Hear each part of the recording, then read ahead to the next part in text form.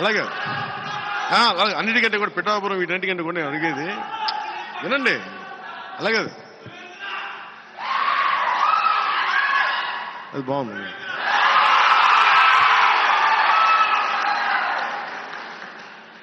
ఇది నేను పోటీ చేద్దాం అనుకుంది ఎమ్మెల్యేగానా ఎంపీగానా అని అనుకున్నాను. సమస్య ఏముందంటే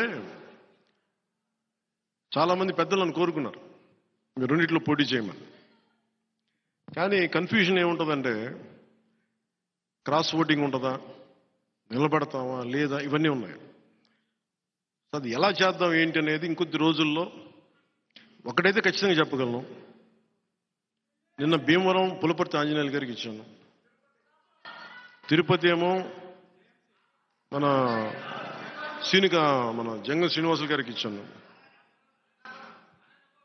గాజువాకేమో తెలుగుదేశం వాళ్ళు తీసేసుకున్నారు అనుకుంటాను ప్రస్తుతానికి. సో పోనీ పిఠాపురం తీసుకుందామంటే మా ఉదయ్ ఉన్నాడు ఇక్కడ. సో ఉదయ్ని ఏం అడగాలో తెలియట్లే. సో ఉదయ్ని అడిగి పిఠాపురం ఖాయం చేసుకోమని చెప్తాను.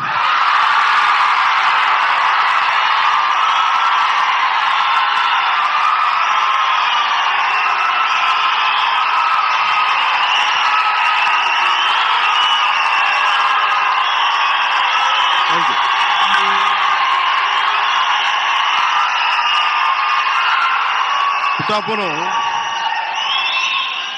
2009 నుంచి కూడా 2009 నుంచి కూడా 2009 నుంచి కూడా అందరూ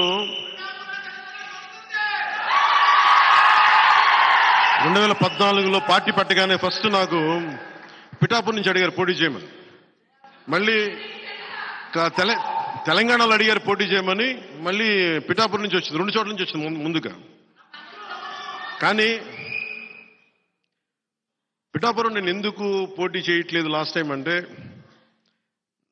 నేను రాష్ట్రం కోసం ఆలోచించేవాడిని. నేను నిజంగా చెప్పండి, నా ఎన్నికల గురించి ఎప్పుడు ఆలోచించలే. నేను మ్యాక్సిమం అనుకున్న అనంతపురం అర్బన్కి నిలబడదాం, వల్ల అనంతపురం జిల్లాలో నిలబడదాం. అందుకు 2015లో పార్టీ ఆఫీస్ అక్కడి నుంచే ప్రారంభించాను. మంగళగిరి నుంచి ప్రారంభించాలి, అక్కడి నుంచి ప్రారంభించాను, అనంతపురం నుంచి.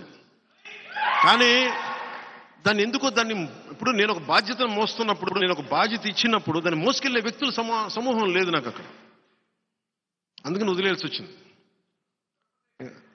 తిరుపతి ఆల్రెడీ ఇచ్చేసి మనం ఎన్నిసార్లు చెప్పాలి. ఇప్పుడు ఇదేంటంటే జనసేన పవన్ కళ్యాణ్ పిఠాపురం నుంచి పోటీ చేస్తున్నారు.